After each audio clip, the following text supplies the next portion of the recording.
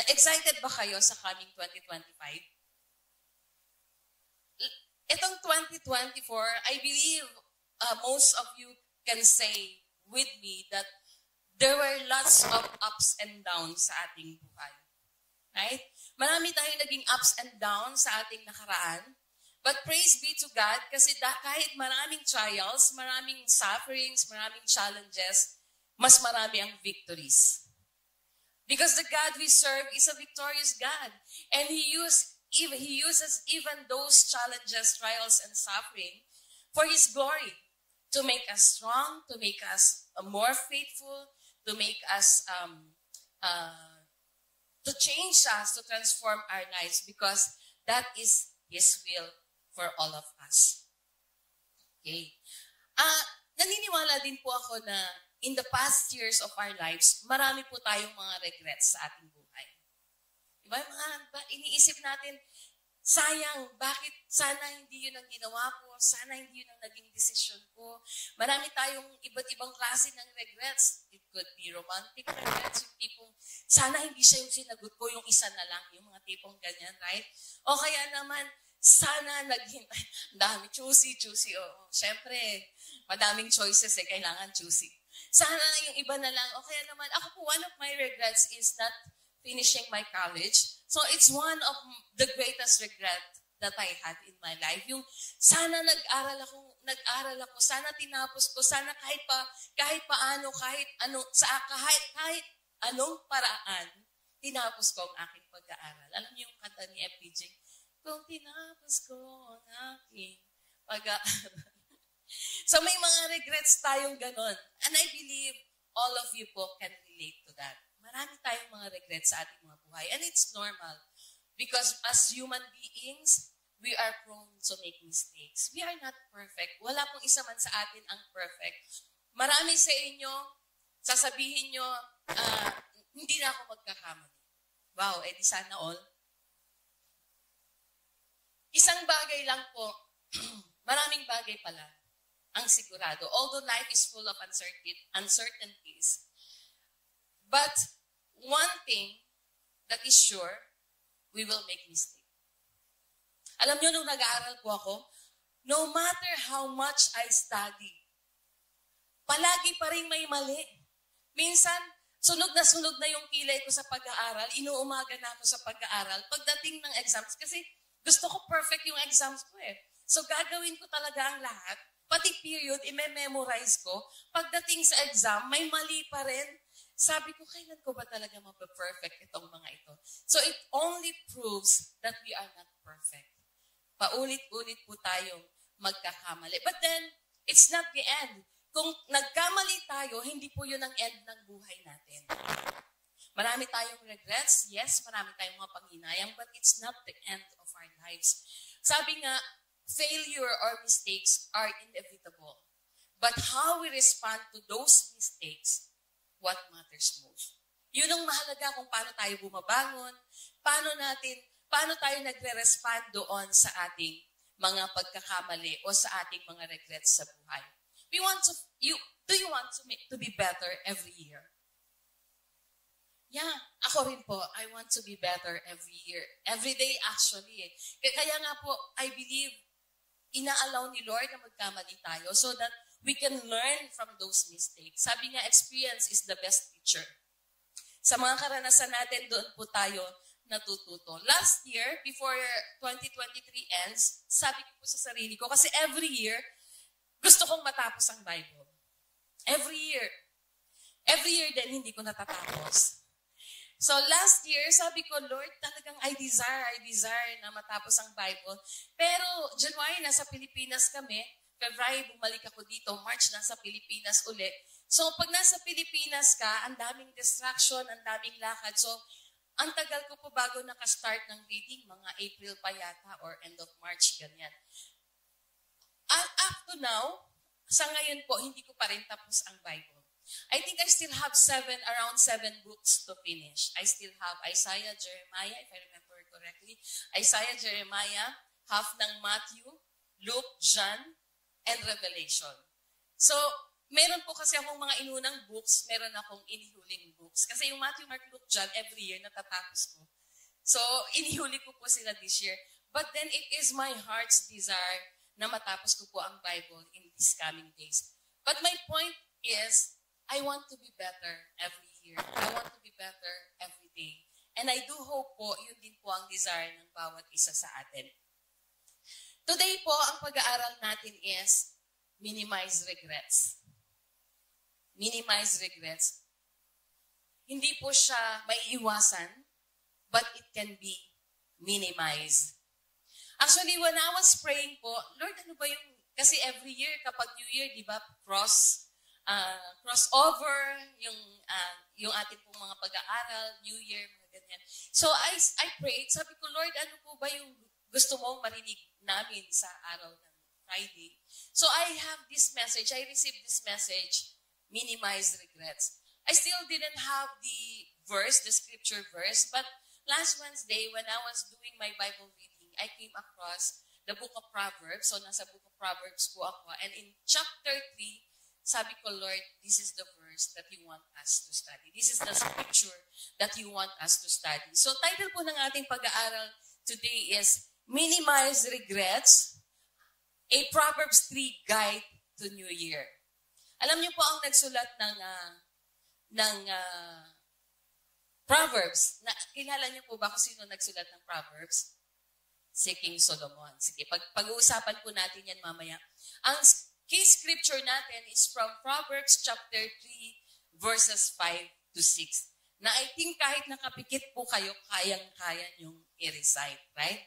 Trust in the Lord with all your heart and be not on your own understanding. In all your ways, acknowledge Him and He shall direct your paths. Let's pray for a while. Lord Heavenly Father, we thank you for every opportunity that we can study your words. We thank you for the lives of the brethren who are here today. They chose to be here. You handpicked them. And Lord, I believe in my heart that you have a message for all of us. I pray, Lord God, that you will continue to transform us through your words. You will continue to speak to us through your words, O God. Lord, I decrease myself so you may increase. Holy Spirit of the living God, this is your message. Speak to us. Speak through your servant. It is my prayer in Jesus' name. Amen. Now, ano po ba sa Tagalog yung regret? Alam niyo ba sa Tagalog ang regret? Pagsisisi, panghihinayang, ang galing niyo pala sa Tagalog, hindi ko in-expect na alam niyo panghihinayang yung regret, ha? Regret. Yes po, panghihinayang. Or sa iba, pagsisisi. Depende po dun sa event or pangyayari. Yung regret po daw is a feeling of sadness. Di ba pag meron tayong nagawa o nasabi na pinagsisisihan natin, ay ang sakit sa pakiramdam. Nag-grieve tayo, nalulungkot tayo, disappointed tayo. Bakit ba? Bakit ko ba ginawa yan? Sana hindi ko sinabi yun. Sana hindi yun yung naging decision ko. O kaya naman daw po, it is a guilt over something you have done or failed to do that you wish had turned out differently. Di ba kaya tayo may regrets? Kasi iniisip natin, sana mas naging mabuti yung outcome kung ganito yung ginawa ko. Sana hindi ko siya nasaktan kung hindi ko sinabi yun. So yun po yung mga regrets natin, mga panghihinayang natin. And it often arises when we reflect on our past actions. Of course, hindi tayo magre-regret sa something na hindi pa natin nasabi o hindi pa natin naisip. Right? Pinagsisisihan po natin yung nagawa na natin. Yung pag naisip mo, dito po sa mga preachers na dito, di ba pag sometimes nag-preach tayo, tapos feeling mo, hindi mo na ibigay yung best mo, pag uwi mo ng bahay, nakakunot yung noo mo. I don't know if you experienced that. Yung sana mas ininaman ko pa, sana mas nag-aral pa ako. O kaya naman po sa inyo, yung mga nag-aral ng college, di ba minsan meron kayong mga iniisip na sana nag-aral akong mabuti, sana puro A+ ang grades ko. Eh di sana all. Puro sana. Right? Now, meron pong characteristics ang regret. Una-una po, emotional pain. Pangalawa, reflection on the past. Kasi whenever we have regrets, whether we admit it or not, we have emotional pain. And we reflect on the past. Regret happens when we analyze our past actions or decision. Kasi pag na-analyze natin siya, may isip natin, may mali. It focuses on what could have been or what should have been. Yung sayang, sana. or desire to undo or change. Kung sana parang computer lang yun, no? I-undo mo lang kung ano yung nagawa mo na or nasabi mo na tapos mawawala na siya lahat. But it's not like that. And it is a strong wish to undo a mistake or relive a moment to make a better choice. Sometimes po, it is good na makaramdam ng pagsisisi.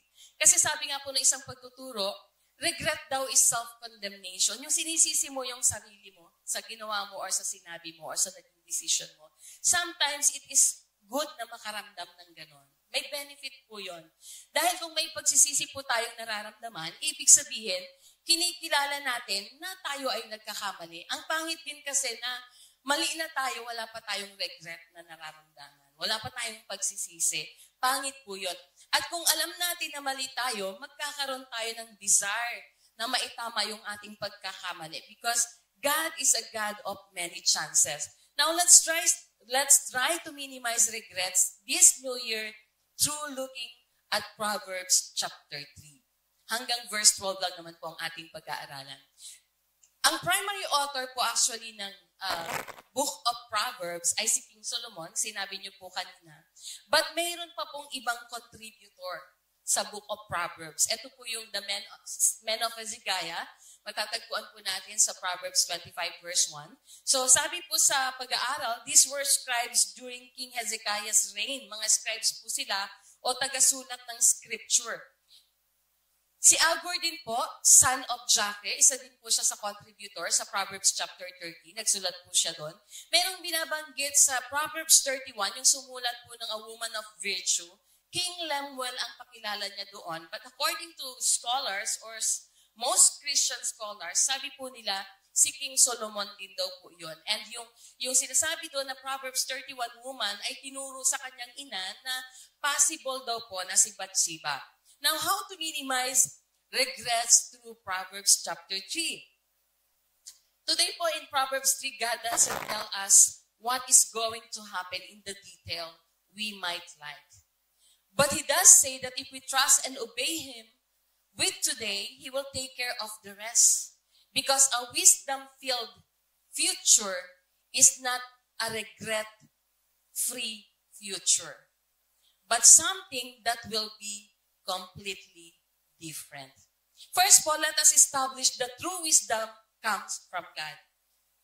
True wisdom comes from God and through knowing His Word. Sabi po sa verse 1 to 2, My son, do not forget my teaching, but let your heart keep my commandments. So ano po sinasabi sa commandments? Ito po yung scripture. Kasi at that time, yung Torah pa lamang po ang naisusulat o yung mga books na naisulat ni Moses na Genesis, Exodus, Leviticus, Deuteronomy. Now, for length of days, Genesis, Exodus, Leviticus, Numbers, Deuteronomy, may namis po ako. 5 books po yan. For length of days and years of life and peace they will add to you. Alam niyo po dito po sa Proverbs na ito, makikita po niyo na mayroong sinasabi yung writer na isang tagubilin and after that tagubilin, may promise. So dito po, first sabi niya, do not forget my teaching, but let your heart keep my commandments for length of days and years of life, and peace they will add to you. So yun po yung promise doon. Nahahaba daw po ang ating buhay at magiging mapayapa ito kung susundin po natin o hindi natin kakalimutan yung mga pinag-utos ng Diyos o ang salita ng Diyos. Now, number 1 point po is be steadfast in love. To minimize regret, be steadfast in love. Sabi po sa Proverbs chapter 3 verses 3 to 4, let not steadfast love and faithfulness forsake you. Bind them around your neck, write them on the tablet of your heart, so you will find favor and good success in the sight of God and man. So sabi po dyan, let not steadfast love and faithfulness. Yung promise, so you will find favor and good success in the sight of God and man. Now, what kind of or what type of love and faithfulness are we to have? Yung sinasabi po dyan, anong klaseng pagmamahal ba? So kung titingnan po natin, these verses come right after verses 1 and 2, and I think it's first talking about a love for God and His Word. Unang-una po, kailangan mahalin muna natin ang Diyos at ang Kanyang salita. We find the same thing po sa famous passage sa Deuteronomy chapter 6 verses 4 to 9, sabi po doon, alam niyo po yung Hear, O Israel. Kasi sa kanila po, si Moses po nangungusap sa kanya ang Diyos, and sinasabi niya po ito sa mga tao. Deuteronomy, hear, yung salitang hear po dyan ay Shema sa Hebrew word. Sabi po dyan, Hear, O Israel, the Lord our God, the Lord is one. You shall love the Lord your God with all your heart, with all your soul, and with all your strength. And these words which I command you today shall be in your heart. You shall teach them diligently to your children, and shall talk of them when you sit in your house, when you walk by the way, when you lie down, and when you rise up. You shall bind them as a sign on your hand, and they shall be as frontlets between your eyes. You shall write them on the doorposts of your house and on your gates. Wow! Alam niyo po, itong habilin na ito, kung pagbubulay-bulayan natin, ay napakabigat. Na ang sinasabi po dito, mahalin natin ang Diyos ng buong nating buhay at yung kanyang salita, kahit saan tayo dapat nandoon yun. I remember po si Pastora Grace, nung nag-aaral kami ng Growing Strong, kasi sa Growing Strong, sa mga nag-Growing Strong na, you know, na meron pong mga memorization doon. And i-inculcate sa atin yung discipline to memorize the Word of God. Sabi po niya, nung siya ay nagkasakit, it is a blessing for her that she loves to memorize. Kasi at that time, in the hospital, wala siyang lakas. Hindi siya nakakahawak ng Bible, hindi siya nakakahawak ng cellphone, walang lakas ang kanyang buong katawan. So we don't know our future. Hindi po natin alam kung anong meron tayo kinabukasan. So hindi niya rin inaasahan na magkakaganon siya. So ang nangyari po, because she loves to memorize the Word of God, while lying on the bed of sickness sa hospital, I think sa India yon, no? Sa India po siya na surgery, nagdi-declare siya ng Word of God. Dahil yung brain niya ay buhay, pero walang lakas ang kanyang buong katawan, kahit daliri niya walang mahawakan. But she can declare the Word of God through the verses na na-memorize niya. Alam niyo po, the Word of God is living and active. Kaya po, as much as possible, we memorize the Word of God.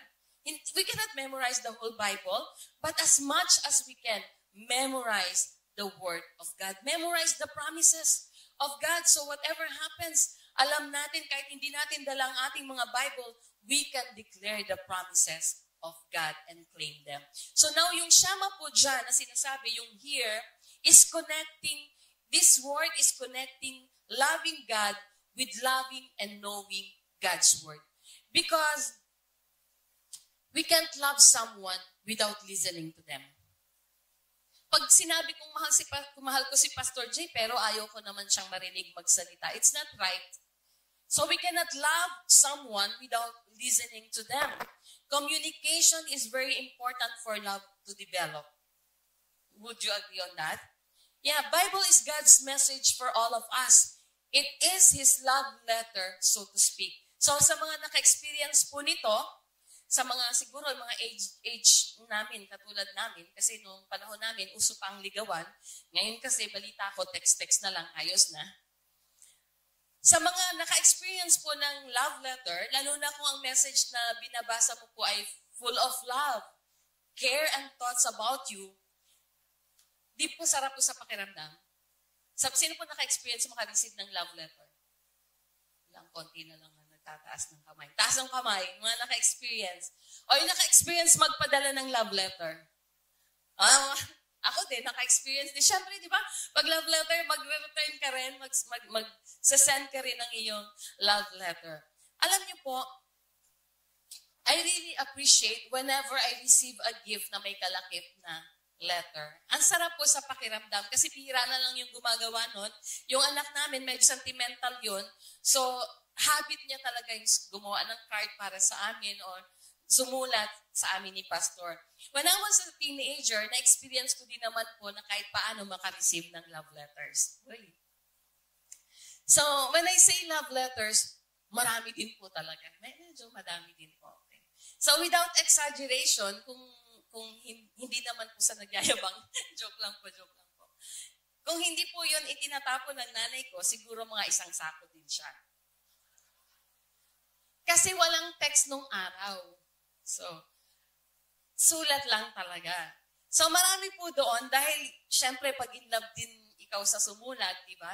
Uulit-ulitin mo siya eh. Babasahin mo siya ng paulit-ulit. Tapos, halos i-memorize mo na yung mga litanya na doon na mahal na mahal kita, ganyan-ganyan, hindi ko kaya mawala ka sa buhay ko. Yung mga ganon, di ba? Oy, daming kinikilig. So, minememorize, minemeditate sa mga naka-experience po. Minememorize, minemeditate natin yung mga ganitong bagay kasi may mga words doon na nagpapakiliti sa puso natin. Yung may kakaibang tibok sa puso natin. Because those words that express love and also we can see the sincerity of the person through writing those words. Marami rin namang mambubala, of course. But you know what? Si Lord, He spent time in giving revelation to the writers of the Bible to express His love for us. Ang dami pong books of the Bible, 66 books, around 40 authors, and He revealed His words to those people para may babasahin tayo ngayon. It is God's love letter for all of us. Na kung hindi natin babasahin, sayang. Ang dami nating namimiss sa word ni Lord, sa message niya sa atin, sa love letter niya sa atin. Ine-express niya kung gaano tayo niya kamahal.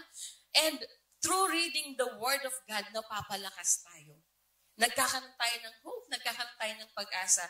Kaya kung hindi po natin babasahin ang word ni Lord, sayang.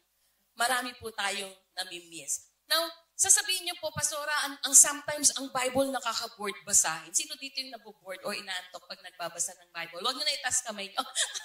May nagtaas pa rin. But actually po, it is not boring. If you read from Genesis, Exodus, Leviticus, Numbers, Kings, wow, grabe, para kang nasa movie. Para kang nanonood na ng Gladiator sa First Kings, Second Kings, yung mga Kings. So, sometimes po, sinasabi naman ng iba, nakakaantok daw. But there are many reasons probably na bakit hindi natin nai-enjoy ang pagbabasa ng Bible. Unang-una po, maybe, we lack love para sa author. Pag may nanliligaw sa'yo, nag-send ng love letter, hindi mo siya gusto, itatabi mo na lang. Hindi mo na babasahin. So that's probably one of the reasons. We lack love for the author. Kulang yung pagmamahal natin doon sa sumulat o hindi natin mahal yung sumulat. O kung maari din naman, we don't give enough time para namnamin yung kanyang isinulat. O kaya naman po, hindi natin priority kasi may iba tayong priorities. O iba naman, minsan, hindi natin nauunawaan. Marami pang ibang reasons kung bakit marami sa atin natatamad magbasa ng Bible. Now, the foundation of everything that we see and have is God's love. I believe one of the reasons why we have the Bible is for us to know and so that we could love Him back. Isinulat ni Lord ito sa atin for us to know that He loves us so much so we could love Him back. And when we learn how to love from Him, we could also learn how to love others. Actually, si Lord naman ang nagturo sa atin kung paano magmahal eh. Now, why loving others is important? Bakit ito mahalaga? Number one po, it fulfills God's greatest commandment. It is the greatest commandment of the Lord to love Him first, and then second po, you shall love your neighbor as yourself. So, isa po itong commandment ng Diyos. So, kung ito po ay pinag-uutos, dapat sinusunod, right? Dahil kung nag-utos tayo sa anak natin at hindi niya sinunod, anong mararamdaman natin? So, it is a commandment na dapat po ay sundin natin. Next po, it reflects God's love. When we love others, we mirror God's love. Can you imagine po that? When we love others, we mirror God's unconditional love for humanity. It becomes a testimony of His presence in our lives. Kasi makikita ng mga tao, uy, si Lord nasa buhay nga ng taong yan. Kasi kung hindi tayo po magmamahal ng ating kapwa, ang sasabihin ng mga tao sa atin, yan bang tumanggap kay Kristo? Yan ba yung nagpo-profess na sinasabi niya na siya ay Kristiyano? And next po, it builds community and unity. Sabi po sa 1 Peter 4:8, I love this. And above all things, have fervent love for one another, for love will cover a multitude of sins. Alam niyo, mas madali pong magpatawad kung nagmamahal tayo. Kapag mahal natin yung isang tao, kahit malaki yung kanilang pagkakasala sa atin, babalik at babalik yung pagmamahal na yun. Masasaktan tayo, yes, pero patatawaran natin. Kasi love covers a multitude of sin. And sabi po, love nurtures forgiveness. Because we love, we can forgive. Love can reconcile. And love could give peace. It strengthens relationships and creates a supportive, compassionate community.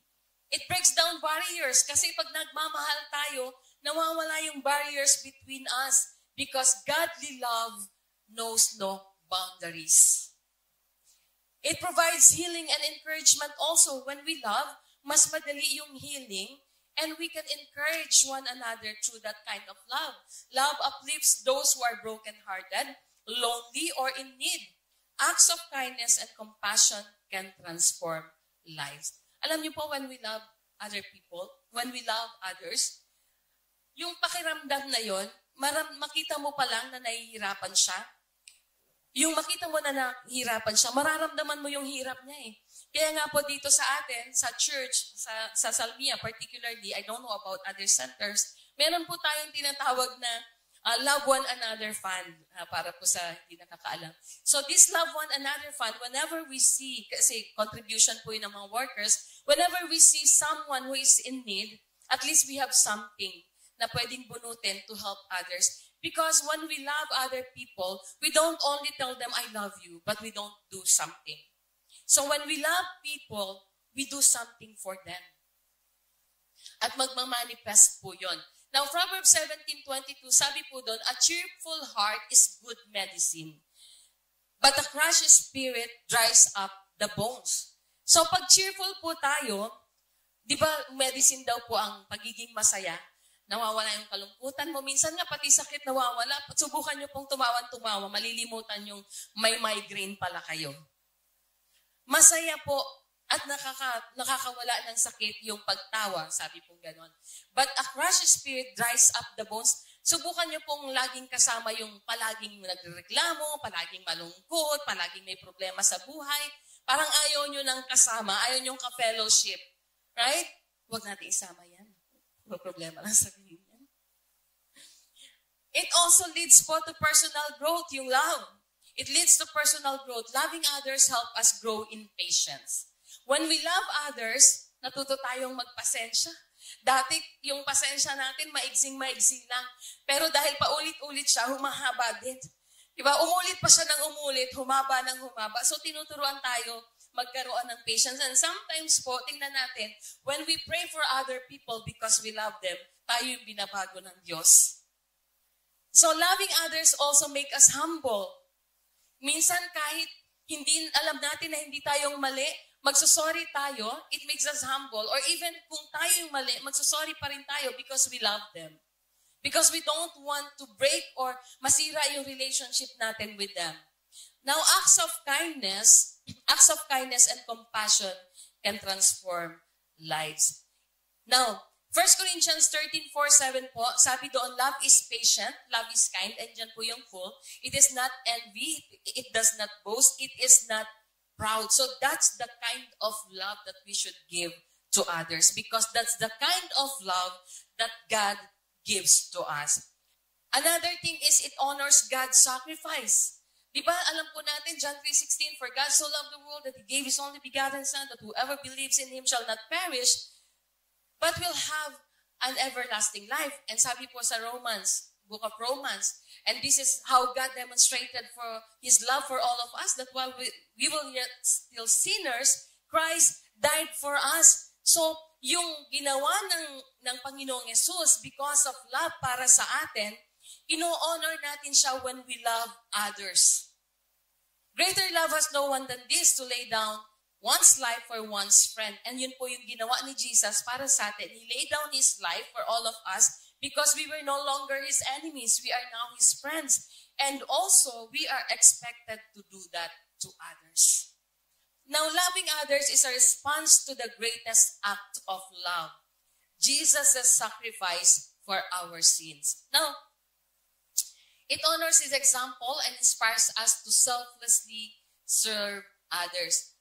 Most of the time po, one of the regrets that we have is not showing enough love to others. Kaya nga po maraming magkakapatid, yung magkakaaway, hindi nagkikibuan, namatay na lang yung isa, hindi pa rin nagkikibuan. Tapos nung nasa burol na, sana pinatawad kita noon pa. Maraming mga pagsisisi. Habang nabubuhay po yung ating kapwa, we never know kung sino sa atin ang mauuna. We know that all of us ay darating sa ganong pagkakataon. But we don't want to waste time. Of course, sometimes, hindi po maiwasan yung arguments, disputes, but we don't want to waste time na panatilihing matagal yung mga ganon, mga awayan, pagtatampuhan, hindi pagkakaunawaan, because we don't know what will happen in the future. And you know what, mga kapatid, nabanggit ko kanina, most of the regrets that we have is not showing enough love to others because sometimes we tend to push people away from us. Instead of loving them the way Jesus loves us, mas prefer natin na patunayan na tayo yung tama at sila yung mali. But you know what, mga kapatid? Whenever we have an argument, although most of us gusto natin panalo tayo, sino dito yung gusto talo lagi sa arguments? Meron ba? Wala, right? Kasi ganun yung personality natin. That's our human nature. Na in every argument, gusto natin tayo yung panalo. I myself, na-experience ko po yan. But, mas mahalaga po na mawin natin yung tao kaysa mawin natin yung arguments. Kung mawin natin yung arguments, na-lose naman natin yung tao, anong benefit nun? Right? So it is more important to gain the person even though we lose an argument. Mga kapatid, probably in the previous years of our lives, we hurt others and vice versa. Na-hurt nila tayo yung nasaktan. We had regrets because of the way we responded to situations. It is my prayer that this coming year, nawa ay mas mahalin natin ang Diyos upang mahalin din natin ang ating kapwa. Because the more we love God, the more we could love others. Pakisabi sa katabi mo, I love you with the love of the Lord. And always remember this, mga kapatid, in every situation, always think about this. What would Jesus do? WWJD. Lagi po natin yung iisipin, in every situation, what would Jesus do? Kung meron kayong ka-argue na kapatiran, kasama sa trabaho, magulang, kapatid, kung nandun si Jesus sa arguments na yon, what would Jesus do? Now, there are practical ways to love others. Number one po, be kind and patient, even in challenging situations. Forgive, release bitterness, and offer grace as God forgave us. Always remember that we are forgiven sinners, therefore, we should forgive others also. Help the needy. Marami pong nangangailangan. Share your resources and provide support to those in need. Encourage. Napakahalaga po ng encouragement. Sometimes, may mangumusta lang sa atin, di ba? Wow, ang sarap na sa pakiramdam, wala pa silang sinasabi. Yung tipong nalulungkot ka, tapos may magte-text sa'yo, kumusta ka? Uy, ang sarap naman sa pakiramdam.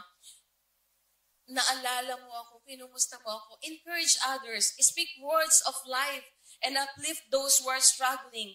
Alam niyo po, magkakaiba lang tayo lahat tayo may pinagdadaanan, magkakaiba lang.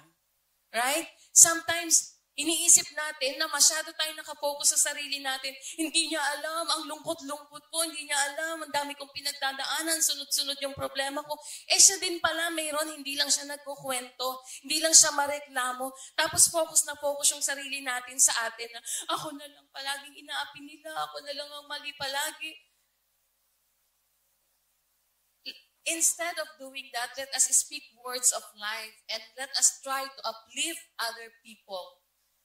Now, pray for others. Napaka-importante po niyan. Intercede for their needs and well-being. And second po, trust in the Lord with all your heart. Sabi po dyan, trust in the Lord with all your heart and do not lean on your own understanding. In all your ways, acknowledge Him and He will make straight your paths. ESV po yung kinuha ko dyan na version. Be not wise in your own eyes. Fear the Lord and turn away from evil. It will be healing to your flesh and refreshment to your bones. Now, the writer of Proverbs 3 did not say, trust your heart or listen to your heart. Sabi po niya, trust in the Lord with all your heart. Sabi po ni King Solomon, siya po yung sumulat nito, na puspos ng karunungan, kasi binigay po yan sa kanya ng Diyos, dahil yun yung hiningi niya, wisdom. Trust in the Lord, kasi alam niya po na ang puso natin ay mandaraya. Ang puso natin, paiba-ibang emotion natin, up and down. Ngayon masaya, bukas malungkot. Ngayon, gentle, bukas ang sungit-sungit.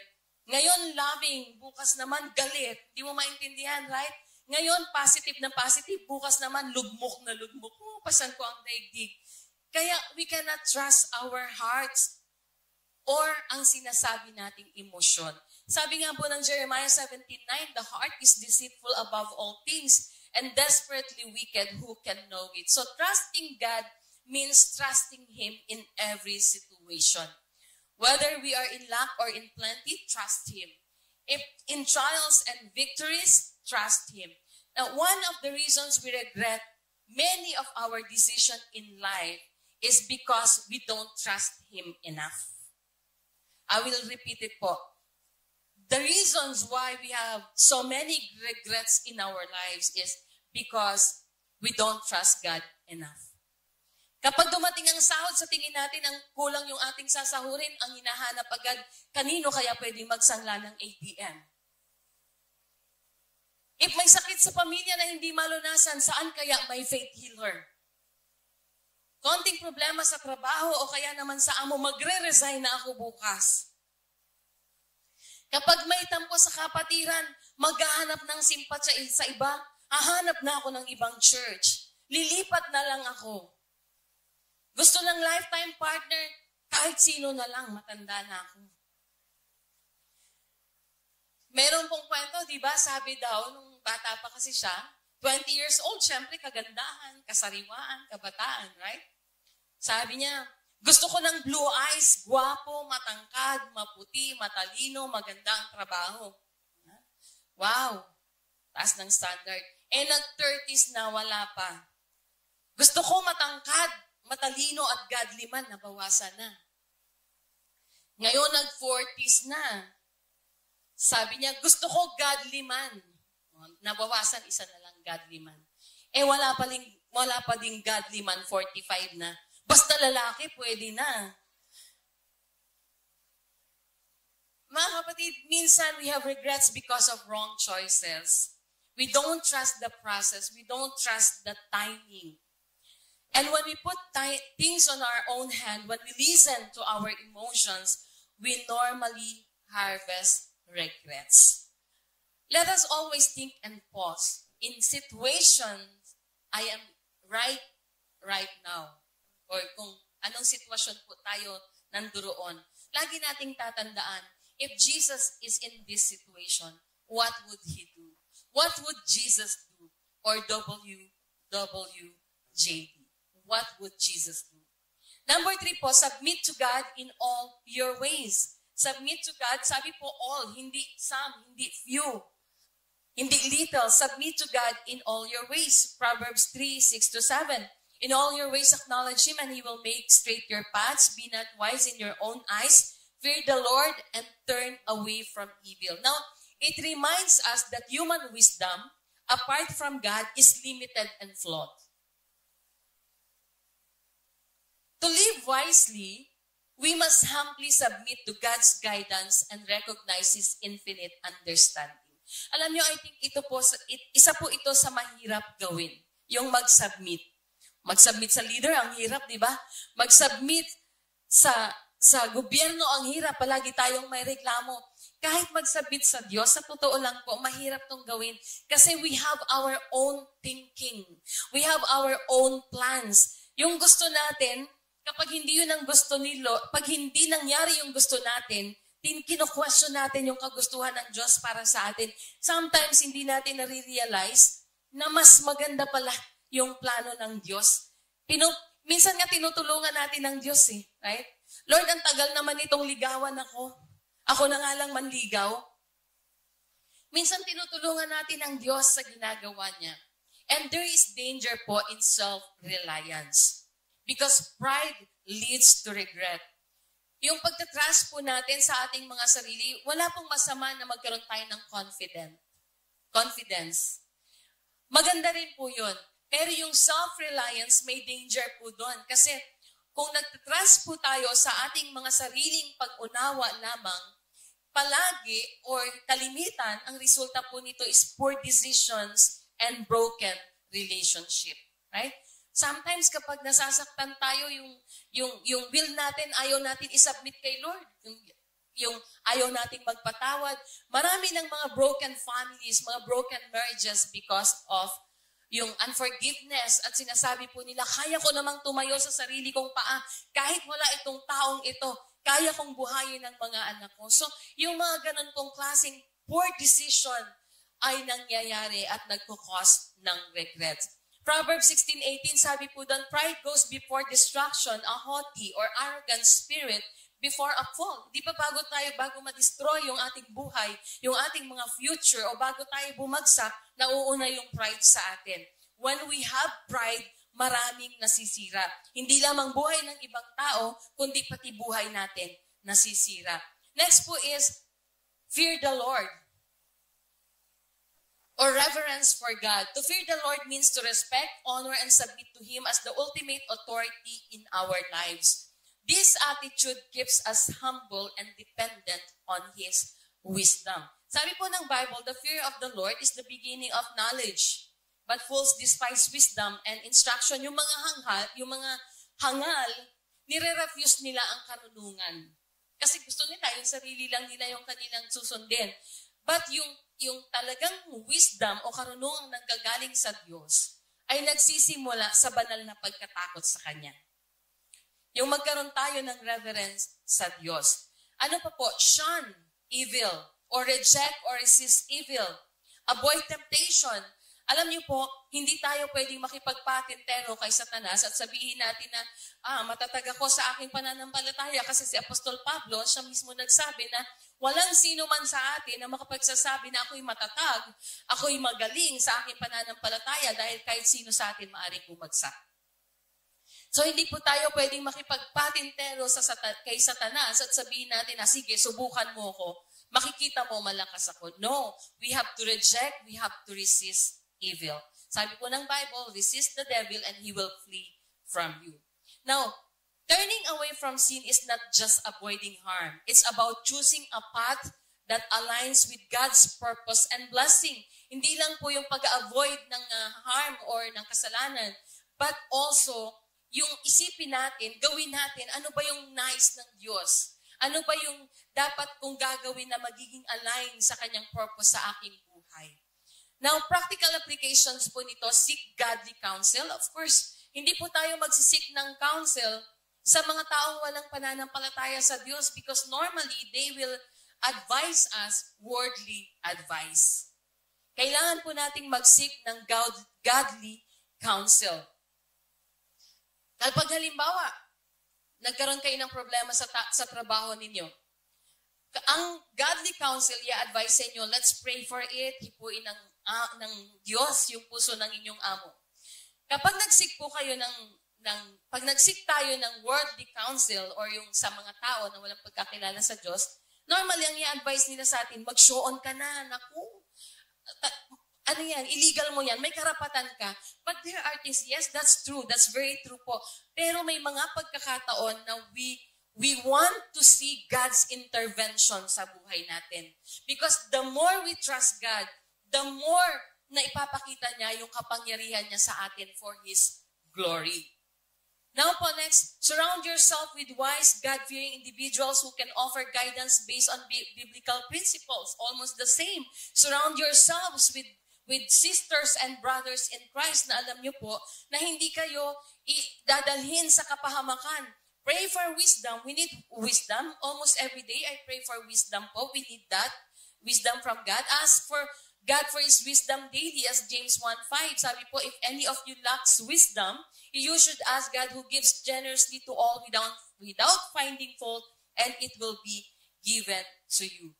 Si Lord po hindi siya madamot. When you ask, He will give. Submit your plans to God. Ano ba yung pinaplano natin? Sino po dito yung may mga plans na for 2025? Wow, praise God. Di ba? Ako rin po, mahilig ako sa ganyan eh. Actually, this past few days, nagre-reflect na ako. I do spiritual inventory. What did I do this year that I could do better next year? What are my pains, my heartaches na pwedeng iwasan next year? Yung mga plans ko, where do I want to go? When do I want to do that? But in the end, we say, Lord, your will be done. Kasi kung sasabihin po natin na your will be done, pag hindi nangyari, hindi sasakit ang kalooban natin. Dahil kapag nagplano tayo at gusto natin nakapokus na, kailangan mangyari to. By hook or by crook. Kailangan. Pag hindi nangyari, disappointed tayo and we question the will of God. Another thing po, stay humble. Acknowledge that you don't have all the answers and the true wisdom comes from God. Wala po tayong sagot sa lahat ng bagay. Avoid sinful paths. Kapag alam natin na yung mga tao na yan ay magdadala sa atin sa kapahamakan or kasalanan, i-avoid na natin sila. Be proactive in rejecting anything that leads to sin or compromises our relationship with God. Makaka-compromise ba ito ng aking pananampalataya? You open your internet, tapos may lumabas ng babae, ang ganda-ganda, ang sexy-sexy. I-try ko ba ito? Silipin ko lang.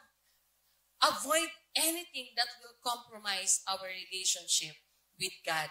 And meron pong promise yan sa verse 8, sabi doon, it will be healing to your flesh and refreshment to your bones. Ano ibig sabihin nito? Healing to your flesh. Ibig sabihin, magiging magaan yung ating pakiramdam. Yung wala tayong dala-dala, yun po yung mararanasan natin. Now, in every plans that we have, everything that we will do, we want to acquire, we desire, we want to go to, let's always ask ourselves, in that situation, what would Jesus do? Number 4 po, honor the Lord with your wealth. Honor the Lord with your wealth. Ang number 1 point po natin, be steadfast in love. Trust in the Lord with all your heart. Number 3, submit to God in all your ways. And number 4, honor the Lord with your wealth. Sabi po sa verses 9 to 10, honor the Lord with your wealth and with the first fruits of all your produce. Then your barns will be filled with plenty and your vats will be bursting with wine. Lagi itong in-exhort kapag may tithes and offering, right? Now, these verses emphasizes the importance of using our resources to honor God. Because everything that we have comes from God. So, what we do is through that, we honor Him. And by doing so, we trust in His provision and invite His blessings in our lives. Alam niyo po, sabi nga nung si Brother Reniel po yata yung nag-exhort noon, yung kapag daw tayo ay receive ng receive, pag yung inhale ka ng inhale, nakaka-exhaust, hindi ka makahinga. And one thing po, kapag yung ating kamay ay palaging naka-close, wala nang paglalagyan si Lord kasi close eh. But when we open our hands in giving to the needy, in giving whatever, or returning whatever is due to God, nakaka-receive po tayo. Kasi open yung ating mga kamay. We honor God with our wealth. Of course, we acknowledge that God is the owner of everything. Wala po tayong sariling pag-aari, lakas natin, katawan natin, buhay natin, hininga natin, trabaho natin, resources, everything that we have. Kahit yung mga mansyon nyo sa Pilipinas, yung mga hektar-hektaryan yung lupa, kay Lord, lahat belong yan. Si Lord ang nagbigay po sa atin and we are just stewards. Next po, the first fruits principle. Ano pa itong tinatawag na first fruits? What are first fruits? In ancient Israel po, the first portion of the harvest was set aside for God as a symbol of thanksgiving. Alam niyo po ba na ang mga gana ganito, karamihan sa kanila? Kung sino po yung matin ng CPM, narinig niyo yung testimony na si Brother Samuel, yung kanyang first salary every time meron siyang new job, yung kanyang first salary, ibinabalik niya kay Lord. So that is first harvest na tinatawag. Now, yun po yung first fruits. Modern application today po, giving God the first fruits means prioritizing Him. Na siya yung uunahin natin. Wala man tayong hina-harvest, so siya yung uunahin po natin sa lahat ng mayroon tayo. Next, trusting God's promise. Ibig sabihin po, mayroong promise si Lord na overflowing blessings. And when we trust Him, we will receive that blessing. And when I say blessing, hindi lamang po ito financial blessing, hindi lang po ito yung mga pagkain na masasarap na nararanasan natin, the good health that we have, the good health of our families and loved ones, the protection every day sa ating pagpasok, sa ating pag-uwi.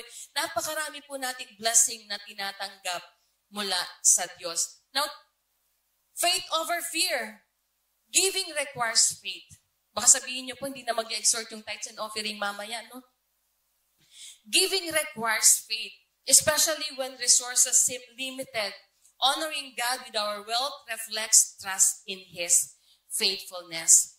When we return whatever is due to God, it means we have faith. And that faith overcomes the fear that we had in the past. Yung takot tayo, naku Lord, hindi ako makapagbigay kasi baka mawalan ako. Lord, hindi ko maibalik yung kasi baka wala na akong kakainin bukas. Baka makulangan ako ng pang-shopping, Lord. So, when we trust God, na o-overcome ng ating faith, yung ating fear. Ang biblical examples po nito, si Abel, yung offering niya, binigay niya yung best niya. Yung widow's offering sa New Testament, yung 2 coins, inilagay niya doon. Lahat ng mayroon siya, inilagay niya.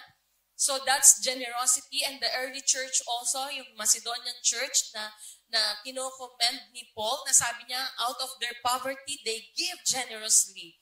Now, honoring the Lord with our wealth is not just about finances. It is about a heart posture of gratitude, trust, and obedience. When we put God first in our resources, we invite His blessings and provision into our lives. Ano yung most common regret when we do not do what God wants us to do? Mismanaging our resources or prioritizing material gains over spiritual growth can lead to emptiness and financial strain. Pansin niyo po, the more na nagdadamot tayo, the more na natutuyuan tayo. But the more na nagbibigay tayo, magugulat na lamang kayo, Lord, hindi na uubos. Right? Marami na po tayong narinig na testimony about this. Even myself and Pastor Joel, we experienced that and can testify on that. When we start trusting God with our finances and acknowledging Him as the source of everything that we have, hindi po niya kami pinabayaan.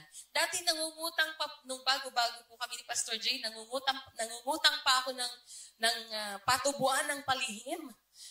But when I started trusting God, when I started giving back whatever is due to Him, we are amazed kung paano po kumilos ang Diyos. Hindi po kami nagkulang, hindi kami nangutang. Napakabuti po ng Diyos. And we cannot outgive Him because He is the source of everything. Now, when we are faced with doubt, if whether we will offer what is due to God, just always think, what would Jesus do? Number 5 po as I end. Accept the Lord's discipline. Proverbs 3:11-12. Resisting God's correction can result in repeated mistakes and wasted opportunities for growth. Kapag mahal natin ang ating mga anak, kinokorek natin sila, right? Ayaw natin na lumaki silang matigas ang ulo. Because unang-una po, kapag ang anak natin lumaking matigas ang ulo, suwail, hindi yung alibughang anak, ang balik nun sa atin, right? Ano ba naman yung mga magulang na yan? Ang pangit naman ang pagpapalaki sa anak nila. Sa atin po bumabalik. And likewise, si Lord, He has to correct us, He has to discipline us because first, He loves us. And pangalawa po, He wants us to do something that honors Him. That gives glory to His name. Na sasabihin ng mga tao, wow, talagang Kristiyano yan. Kitang-kita si Kristo sa buhay niya, oh. Di ba? Now, but when we resist correction, or we keep doing mistakes repeatedly, nawe-waste po yung opportunities na ibinibigay ni Lord sa atin. God is a God of many chances. Palagi niya tayong binibigyan ng pagkakataon para magbago, para bumangon, para ang buhay natin ay maging kalugod-lugod sa Kanya. That is why He disciplines us. Minsan masakit ang pagdidisiplina. Nung bata po ako, naranasan kong mapalo ng tatay ko. Si Wela, naranasan niyang lumuhod sa munggo, mag-face the wall, maglagay ako ng libro sa ulo niya, sa balikat niya, sa kanyang kamay. That's how I discipline our daughter. Masakit ang disiplina, but maganda ang result. Now, God's discipline is for our good. Always remember that when God disciplines us, it is not to punish us, but He corrects us. Gusto ni Lord, i-correct niya tayo. And He refines our character. Kung hindi po tayo madidisiplina, yung character natin ay hindi siya mare-refine. Yung faith natin, hindi siya titibay. Yung ating mga pag-uugali, hindi siya magbabago. Next po is a sign of God's love. Mahal na mahal tayo ng Diyos, kaya kino-correct niya tayo. Do not resist discipline. Avoid despising it. Because resenting God's discipline can lead to bitterness and stagnation in our spiritual growth. Kapag hindi po tayo nagpadisiplina sa Diyos, that means pride. And kapag hindi po tayo nagpadisiplina, it could lead to bitterness na ang dami nating reklamo, bitter tayo palagi, lahat ng tao may sasabihin tayo, hindi natin ina-accept yung correction sa atin. And what happens to us? Nagiging stagnant tayo sa ating faith. Marami na po kaming nakita, dapat leaders na sila. But because they don't want to be corrected, they don't want to be disciplined, hindi po sila nag-grow. That is why embracing humility is very important. I-embrace po natin yung correction sa atin with humility. Accepting correction allows us to mature and draw closer to God. Now, practical applications po, reflect on your challenges, respond with humility, trust God's purpose, and seek forgiveness and growth. Biblical examples po, si Jonah, alam natin kung anong nangyari sa kanya, tumakas siya, ang ending, sumunod din naman siya. Si David, nagkasala po siya kay Bathsheba, but he asked for forgiveness and God restored him. Israel, sa wilderness, napakarami po nilang complaint. Now, accepting the Lord's discipline is essential for growing in faith and maturity. It is a mark of His love and an opportunity for transformation. As a challenge for this week, take time to reflect on a difficult season in your life. How did God use it to teach, guide, or strengthen us? Ask Him to help us embrace His discipline with gratitude and trust. I experienced discipline from the Lord. Kung hindi ko po siya in-accept, kung hindi ko po in-embrace yung discipline ng Lord na yon, na although napakasakit niya, I won't be here. Hindi ko kayo makikilala. Hindi ko kayo makakasama. Napaka-importante po that when we respond to God's correction, we respond with humility. Now, resisting God's correction can result in repeated mistakes and wasted opportunities for growth. Practical steps to minimize regrets in the new year. I will end here, mga kapatid. Number 1 po, start each day with God. Kung naging habit na natin na aalis tayo ng bahay, mag-i-start ang araw natin na hindi pa tayo nakipag-commit or hindi pa tayo nagdasal o hindi pa tayo nakipag-usap sa Diyos, hindi pa tayo humingi ng wisdom, hindi tayo humingi ng guidance, make it a habit from this day onwards to start your day with God. Number 2 po, seek wisdom before acting. Mayroon tayong tendency that whenever we are in a situation, nagkakaroon ng heated argument o kaya naman may nagagawa tayo na hindi maganda, we act or we respond before we think. So make it a habit that before we do something or we act on something, seek wisdom from the Lord. Next po, set God-honoring goals. Ano ba yung mga goals natin? Does it honor God? So from now on, let's start setting a goal that honors God. And number 4, learn from our mistakes. They are our teachers. Hindi po siya natin nararanasan para paulit-ulit nating gawin. Kailangan pong matutunan natin yung lesson doon. And number 5, trust God with the unknown. Napakahirap po nito. When faced with uncertainty, choose faith over fear. Always remember that God's plan for all of us is the best plan. And His ways are better than our ways. And His thoughts are better than our thoughts. As I conclude po, as we enter this new year, Proverbs 3 reminds us to trust in God, submit to His guidance, and live humbly and wisely. Regrets may come, that's inevitable, but by anchoring our faith or our heart in God's word, we can minimize their impact and walk confidently into the future He has prepared for us. God bless you po. May we all have a better 2025.